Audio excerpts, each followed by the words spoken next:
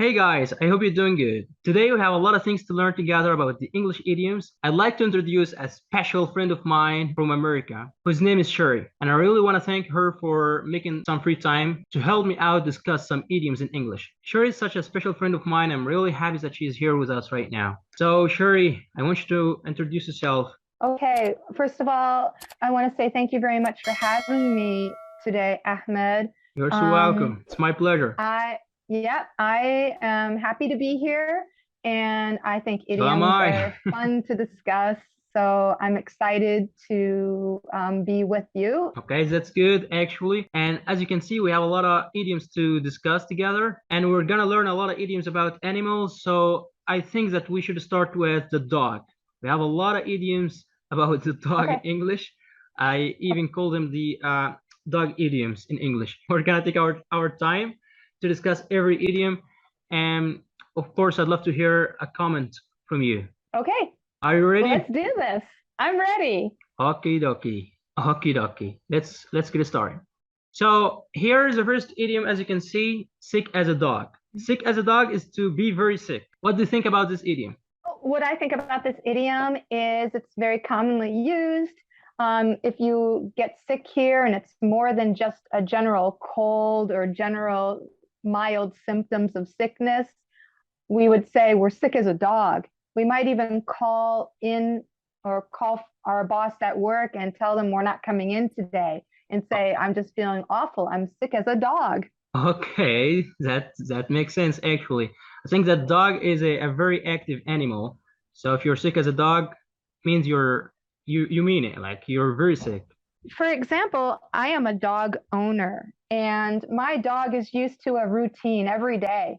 If Yeah, I were to wake up in the morning and find my dog laying around and looking very sick and he doesn't want to eat his food, I'd be very concerned about him. for And I sure, think yeah. that this idiom comes from the idea of, if you're sick as a dog, you're a person who basically is not going to do regular things because you are that miserable. Yeah, I see. I got your point. Let's have some examples here. Ladies first, go ahead. Well, an example would be you better go home. You look sick as a dog. Exactly. Yes. You'd better go home. You look sick as a dog. So that's perfect. Or I was sick as a dog and couldn't go to the party, right? Yeah. Yeah, it means I was very sick to the extent that I couldn't do anything. Yep. I didn't even feel like celebrating and Exactly. Yeah. having a good time. I was so sick, I didn't even want to have fun. Exactly. I got your point. That's awesome. So that's to be sick as a dog. To be very sick. Number two here, that dog won't hunt. What do you think about it? Well, my thoughts about that is I live in Wisconsin, and Sure. Wisconsin is a big hunting state. There's a lot of Labrador retrievers. They're retrievers, they retrieve the animals or different things for the hunter. So basically, if your dog won't hunt and do its job, it's like saying it's a failure, something's not working. Like, oh, that Yeah, dog won't hunt. And it's a disappointment. it's worthless, actually. Yeah, to a hunter. Yeah, exactly. Gotcha.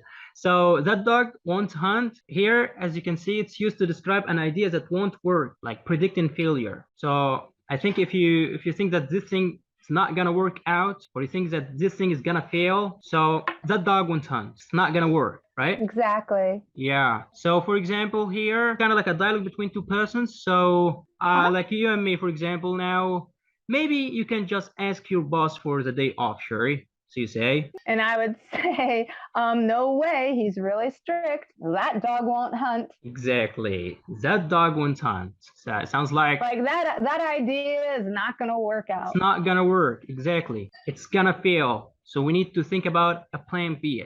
Right. Exactly. Exactly. Here, the last example, Freddy wants to sue them, but that dog won't hunt if you ask me. Why?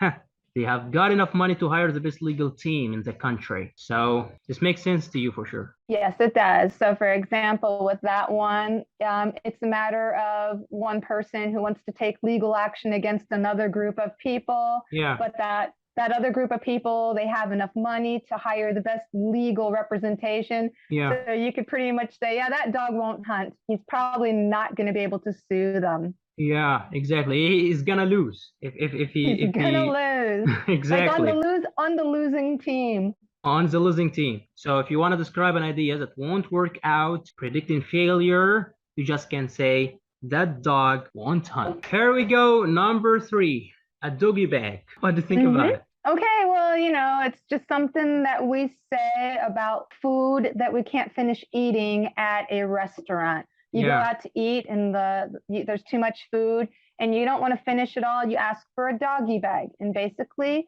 the food is packed in a container to take back home. That makes sense actually. A doggy bag, as you can see here, it's a container for leftover food to be carried home from a meal eaten at a restaurant, right?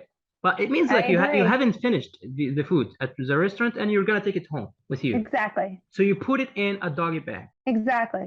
That's perfect. And, Go and, ahead. and that can be like a container, like cardboard, or it can be in foil wrapping, but we just call it a doggy bag. A doggy bag, yeah, I know. Yes, that's good. Okay. Okay, so I want you to read the example, please. All right. Well, I ordered way too much food, so I'm going to take the rest home. Can you pack it up for me in a doggy bag? Yes, you see? So I ordered way too much food. So apparently I can't finish it. So I'm gonna take the rest home. So where should I put it? In a doggy bag. So can you pack it up for me in a doggy bag? Yes, I can. Yeah. That's good. Number four. My dogs are barking. So I love it actually. I sometimes use it myself. Yeah. Okay. My Do you want me to feet say hurt. something about it? Right. Yeah, please. Go ahead. So, yeah, for sure. If we walk a long distance, maybe I'm wearing uncomfortable shoes. Usually that would be the case for me. My feet can really hurt, they ache, and we'd say, my dogs are barking. So my here, feet my hurt. dogs, so dogs like referring to feet, Yeah. and barking means hurt in this case, in this context, or in this It situation. means like they're screaming. Ah! Yeah, like my feet are, Like a are kind of bark. like barking, screaming. It means like, oh my gosh, like please give me some rest. Like Yes, hurts. exactly. So my dogs are barking means my feet hurt. So for example, wow, my dogs are barking. I just walked 5 miles. Like what the hell? Yeah. Well, I got to sit down because my dogs are barking. Yeah, you see, I gotta sit down because my dogs are barking. So that's another example here. And I think it's very simple. And it's also funny. It is. That's good. It's very funny because like it makes you picture your feet like as little dogs and they're barking. Yeah. It's kind of a funny word picture. Exactly, I think so. So here, number 5, in the dog house. Hey, Ahmed, have you ever been in the dog house? A lot. You have no idea. Me too, Ahmed. Yeah, I've been in the dog house so many times actually. But yeah, me too. At one time or another, I would bet everybody has been in the dog house. Everyone has been in the dog house for sure. So here in the dog house means to be in trouble, usually a man with his wife or children with their parents. Happens a lot, like especially children with their parents. Yeah, like or in a bad situation because someone is angry at one, in big trouble. In trouble. Yeah. Yes. So I want you to give me an example. Okay. He's in the doghouse for forgetting his wife's birthday. Yeah, that would be big trouble for sure. Apparently, yes. Of course. Like how on earth he would forget his wife's birthday. So guess what? Like when he forgets his wife's birthday, he is in the doghouse. So he's in big trouble. And that means big trouble. Yeah, for sure. Number 2 here, he's in the doghouse because he didn't do his homework. So yeah, that would also be a big problem, right? Yeah, and this actually like happened a lot to me when I was a little kid. Like, hey, Dad, I want to go out and play some soccer with my friends. Oh no, you're in the doghouse. Why? You didn't do your homework. For sure. Yeah, I can see that. Yeah, I think that's common with children. Yeah, with children. I used to get in the doghouse if I didn't do my chores after school. So I used to come home after school and I'd watch TV for a couple hours before my parents came home. And then I, didn't get the chores done and I was in the doghouse.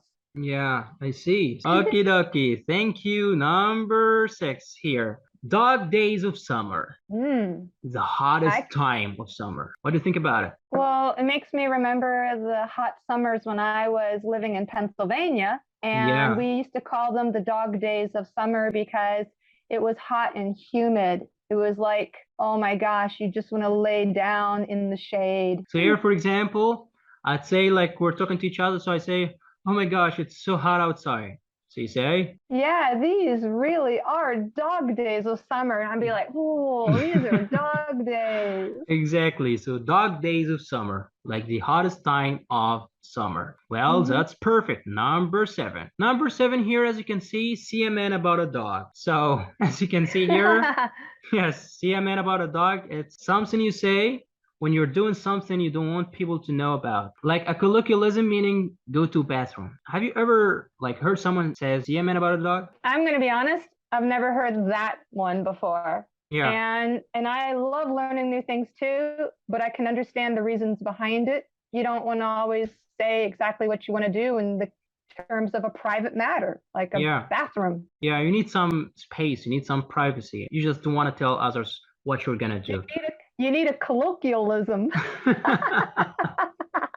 Exactly. So here also it means like excuse oneself without giving the real reason for leaving, especially to Exactly. go to the toilet or the water closet, WC. Or the loo, the loo. The loo, exactly, yeah. So here, for example, like I'm talking to you, so I say, "Hey, Shuri, are you leaving? You just got here." So you say, Nah, just have to see a man about a dog.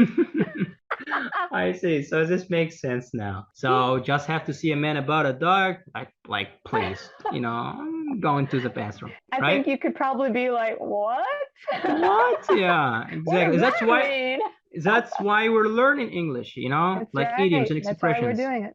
Yeah, because if you just like translate every single word like literally in a sentence, it won't make any sense to you. Like, what the hell is see a man about a dog? It doesn't make any sense at all. But here in this context, it means like to go to the bathroom. You Mhm. gotta go to the bathroom. Just give me some privacy, please. Yeah, I don't want to say it out loud, you Yeah, know? exactly. Yeah, exactly. So, are you leaving? You just got here. So you say, No, just have to oh. see a man about a dog. Just have to see a man about a dog. Exactly. That means like going to the bathroom. That's perfect. Number 8. It's a dog eat dog world. I love this idiom actually. A dog Hmm. eat dog world. It's amazing. Here it means like there's fierce competition, every man for himself. Survival of the fittest. Now, Yeah. I want you to make a comment. Well, I was going to say that this is something kind of like athletes. You're an athlete, Ahmed. You play football. We call it soccer here. You call it football Football there. and And British. and Yeah. and basically, you could say it's a dog eat dog world. Like it's fierce competition, and your team is out to win. And so it's like it's not really every man for himself, but it's you are out to do the best you can, especially Yeah. if you're competing against other players and you want to rise to the top, right? you want Yes. to you want to shine the brightest. Exactly, yeah. So you think that, oh my gosh, you want to be like professional at playing soccer, you gotta do a lot of things. You gotta do your best because guess what? Like it's dog eat dog world when it comes to like Right. soccer. And this is real actually. So yes, Yeah. I agree with you. Do you agree? Also, Okay, cool. yeah, also here it's used to describe a situation in which people will do anything to be successful, even if what they do harms other people. And this is Yeah, kind that's of like unfortunate. it's a dog eat dog world. Oh my gosh. Hmm. Because as you know, like dog is a very loyal animal, right? Very And loyal. it's a fact actually. So I want you to imagine a dog eating a dog. What kind of world is this? Yeah, it just makes me think about two dogs fighting, like they actually, like dogs don't always get along with other dogs, and there's competitive nature between other dogs, and you just Yeah. imagine the two dogs fighting. And I think it's kind of a sad concept. It's like you said, it's true. And in some of the large cities in the United States, there's a lot of competition for the same job. It's You want to be the everywhere. one who you want to be, yeah, everywhere. You want to be the one that rises to the top, the one that gets noticed. Yeah, like you said, it's like fierce. Fierce, exactly. A fierce competition. And that's why here, for example, banking is a dog eat dog world. Some people will do anything to get to the top. That's true, actually. Here, I want you to please read the second example here. For sure. It says it's a dog eat dog world at this company. If you don't succeed, someone else will replace you. You and see? yeah, that's a true statement. Yes, so you have to work hard so you can keep your position in the company, for example. Yeah. That's perfect. Well, number 9, like a dog with 2 tails. It means to be very happy. Exactly, extremely happy about something. Do you want me to say something about that? I love this, please. Go ahead. Great. Our dog Sammy. I'm all ears. Our dog is such a great dog and a very happy dog, and he whips that tail around so fast sometimes. Can you imagine if you're a single tail? If you had 2 tails, it's like it multiplied happiness, right? Yeah, like this, you know? Like multiplication of happiness, like exactly. So much more happy. And that's why it's not just like happy, very, very, very happy, extremely happy. Like a dog with 2 tails. The tail would be like this, like not just one, it's 2 tails, 2. So it's very happy. And here, for example, look at the kids playing with their new toys. They are just like a dog with 2 tails. You see? Yeah, like, they're very happy. Extremely happy about the toys, and they are enjoying their time playing with the toys. Exactly. Would you please read the last example here, Michael? I'd be like a dog with 2 tails to read this for you.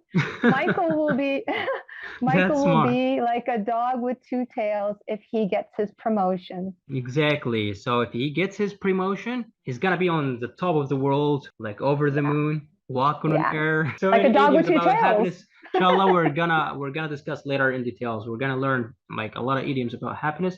It's one of the idioms we use to express our happiness in English, like a dog with 2 tails. So that's perfect. Thank you so much. I'm like a dog with 2 tails to have this beautiful conversation with you right now. Thank you. Well, number 10 here. Why keep a dog and bark yourself? So what do you think about it? Well, okay. What I think about it is that it's not one that we hear much in the area these days. Maybe it's older. Yeah, here it says like it's British actually. So it's way... That makes sense. It's quite more common in England. I think so. Here it says like, why keep a dog and bark yourself? It makes sense. Like if you have a dog, so why on earth you bark yourself? It means like the dog is supposed to do something. That's why you own it. That's why you have a dog. And yet you bark. Like you do the thing that the dog is supposed to do. Back to the dog idiom idea where it comes from. Like dogs are watchdogs, right? And they're supposed to bark to warn you if there's somebody there that's not supposed to be there. That's why they bark. Protect you. So why would I have a dog and then I'm doing the work of my dog? Like that doesn't make sense.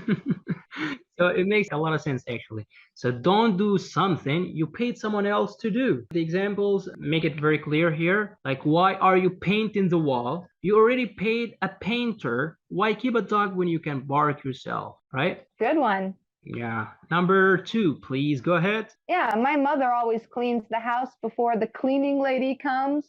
But why keep a dog and bark yourself? Exactly. Yeah, that makes good sense. Like I used to do that too. Like if I hired somebody to help me out with some housework, I would be like, oh no, I gotta clean this up before they come. I can't let them see this mess.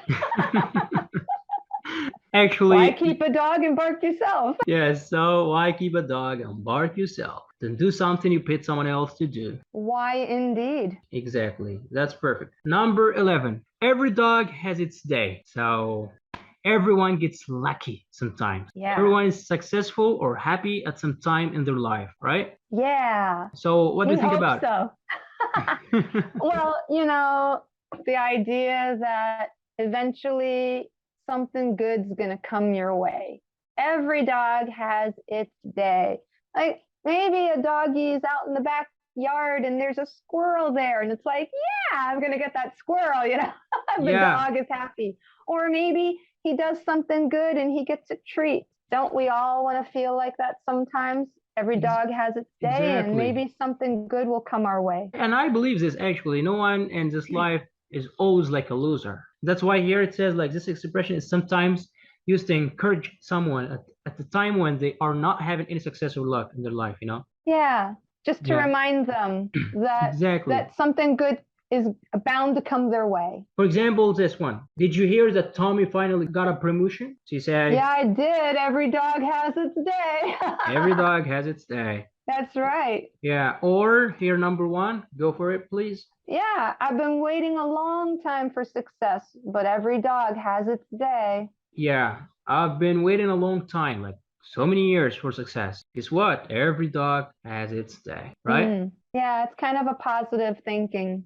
Yeah, positive thinking for sure. Every dog has its day. That's perfect. Number 12. You can't teach an old dog new tricks. I think it's kind of a rude expression. I I'm just gonna know, say, yeah, because I'm like older. I'm clearly the older one here. You're younger. And you might be like, oh, you can't teach an old dog new tricks. But quite honestly, I think that if you have the will to learn, you can learn. But exactly. sometimes some old habits are hard to shake. Do you Yeah. know what I mean? Yes, exactly. Here it says, like, it's very difficult to teach someone new skills or to change someone's habits or characters, Sure. you know? Yeah. So here it's used to say that a person who is old or is used to do things in a certain way can't learn or doesn't want to learn a new way, you know? Almost like it's like being stubborn too. Yeah, kinda, yeah. Yeah. So here it's hard for old people to learn new things. For example, Grandma, why aren't you on Facebook? Here it says like, me? Like on Facebook? You know you can't teach an old dog new tricks. Here number 2, like the last example, please. Go ahead. Yeah, good luck getting grandma to start going to yoga with you. You can't teach an old dog new tricks. You see? It's quite difficult, There right? could be some physical limitations, or maybe she doesn't want to do yoga. That's just like a different kind of younger generation exercise. Yeah. Number 13, underdog. It's a person or a team that's not expected to win, you know? Right. Or you can just say a predicted loser. So yeah. Here I love this one as well. Like a competitor thought to have a little chance of winning a fight or a contest. Right? Yeah. I mean, like I can tell you though that oftentimes the underdog can surprise you. You know, like they're not expected or predicted to win, but when they do, man, it commands attention. Yeah, I think so. You're right, actually. Yeah. The underdogs always have this kind of like feeling inside them, like we gotta do something about it. We gotta like show these people that we can win. A lot of spirit, right? A lot of spirit. That's why here in this example, it says like we go into this game as the underdogs. They expect themselves to lose the game. Yeah, so basically their expectation is not very high. And if they win, they are like so amazed. For sure. The second example, read it, please. Sure.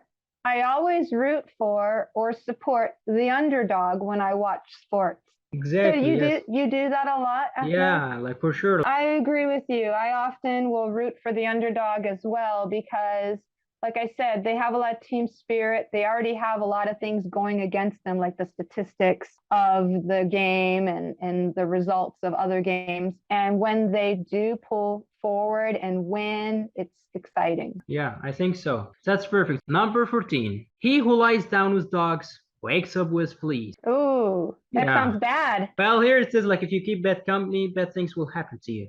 Right? Right. Absolutely. Yeah, I want you to make a little comment on it, please. It's not an idiom. It's kind of like a proverb or an expression. Yeah, it's kind of like it is kind of like a proverb for life. Like you are known by the company you keep. We can say, and basically what it means if you were going to hang out with a bad group of people or people with a bad reputation, some of that rubs off on you. Yeah. You might not want it to, but it can. Or people will assume that you are also a troublemaker like the people that you hang out with, even if you are not. Yeah, I see it. So he who lies down with dogs wakes up with fleas. Exactly. I want you to read this. Okay. I don't like you hanging out with those kids. They're always getting in trouble. You know that if you lie down with dogs, you'll wake up with fleas. Exactly. Yes. Second example, I worry about my brother hanging out with all those troublemakers. If you lie down with dogs, you will get up with fleas, you know? So watch out. That's right. Yeah, that's right. Number 15, like the dog that caught the bus or like the dog that caught the car. Sometimes some people say the bus, sometimes they say the car. What matters the most to me right now is like the dog that caught the bus or the car, what happened Sure. when a dog catches a bus or a car? What do you think is I, gonna happen? I can tell you when I graduated from college years ago, I was so happy and full of expectation, but Yeah. I felt a lot like the dog that caught the bus. Like I didn't know what was the next step. Yeah. So you feel quite like, I don't know, lost, confused Uncertain about the future. when you've achieved a goal and to know what to do next. Here it says, I got the new job, but I have no idea what's going on at work. I feel like the dog that caught the bus. Hmm. Like Yeah. I don't know what to do. That's good. Example number two, please. Go ahead. Okay, my whole life for the last 5 years has been focused on getting this PhD. Now that I have it, I feel like the dog that caught the car. Hey, Yeah. Ahmed, can I tell you something? Yeah. I've actually seen a dog chase a car. And when the car stops, like at a stoplight, the dog kind of just stops there and it looks around and it's like pacing and he doesn't know what to do. He's like, wait a minute, the car stopped. I don't know what to do. That's kind of Exactly. how it feels. That's what it feels like.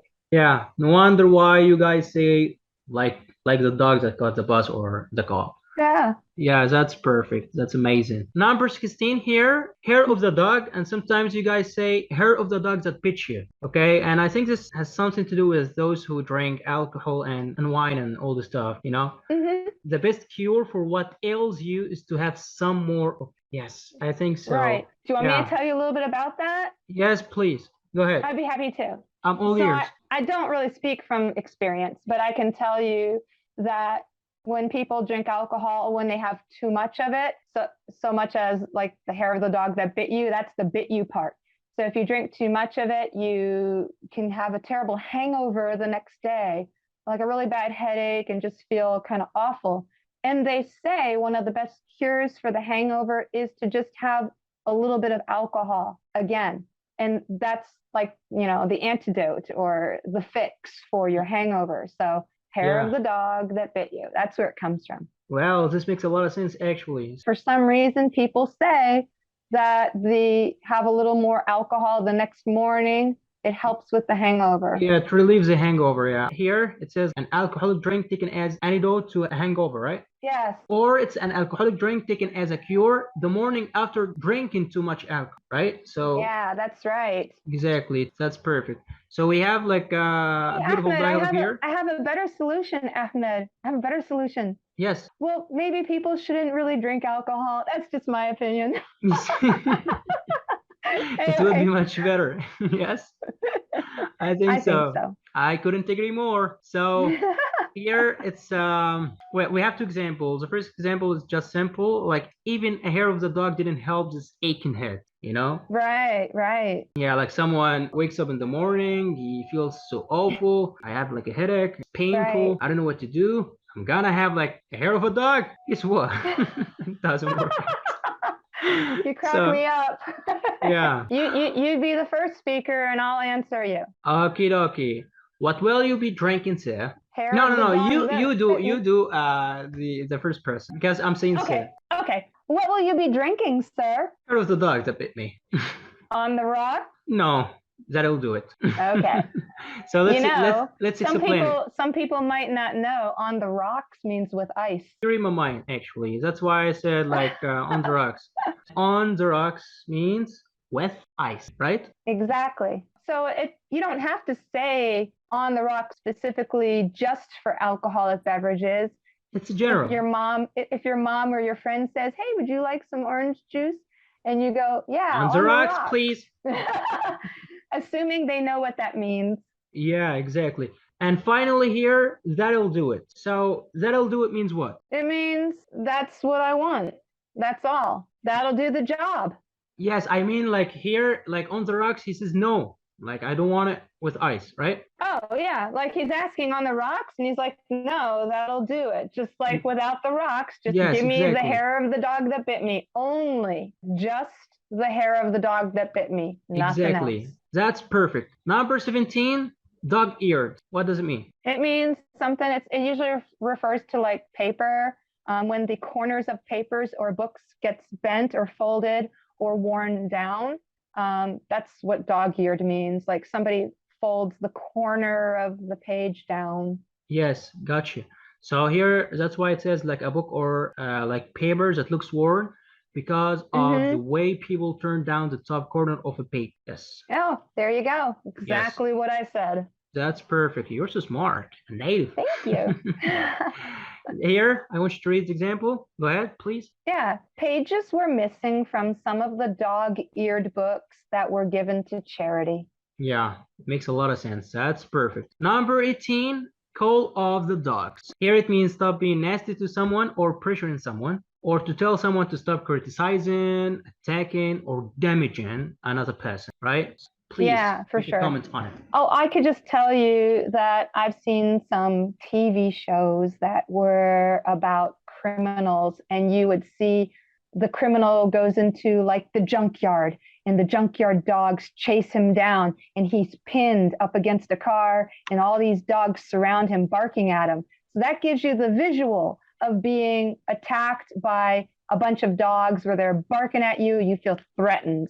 So Exactly. calling off the dogs literally is basically like, hey, I'm feeling attacked here. I'm feeling pressured and maybe bullied by a situation. Call off the dogs. Like, let's back off a little bit and give me some space. Here, for example, I know you wish I were a doctor, Dad, but call the dogs for God's sake for one night. Like, come on, Dad, give me a break. Number 2, please go ahead. I'll tell you anything you want to know. Just call off the dogs. Yeah, Like, stop pressuring me. please. Like, stop attacking me. Yes, Call I'll off tell the you anything you dogs. want to know. Call of the Call off dogs. the dogs. That's perfect. Number 19, dog and pony show. Here, I think it's quite more commonly used in marketing and sales. As you can see here, it's an event that is intended to impress people, often to persuade them to buy something. So what do you think about it? Well, sure. I have an example. There have been times in my life when I have been invited to attend a dinner, Yeah, and it was a free dinner, and that was like, oh, we want you to come here. All we ask is that you stay and listen for 2 hours to our marketing spiel. yeah, And they're trying to sell you something like insurance. So one time I went there unaware of what it was about, and I sat there and I'm like, this is a pretty good dinner. Like, wait a minute, we have to sit here for 2 hours? It was like, oh no. So yeah, it was like a real dog and pony show. They were trying to get us to buy something and yeah. trying to make it seem like it was a special great event by giving us a free dinner and to make you feel like you have to because like you owe something. Exactly. Yeah. Are kind of like obligated to buy, Right. So that's perfect. That's why here's example. Actually, you can read it. The company. Yeah, sure. The company put on a dog and pony show in the hope of attracting new investors. Exactly. Yeah. Yeah.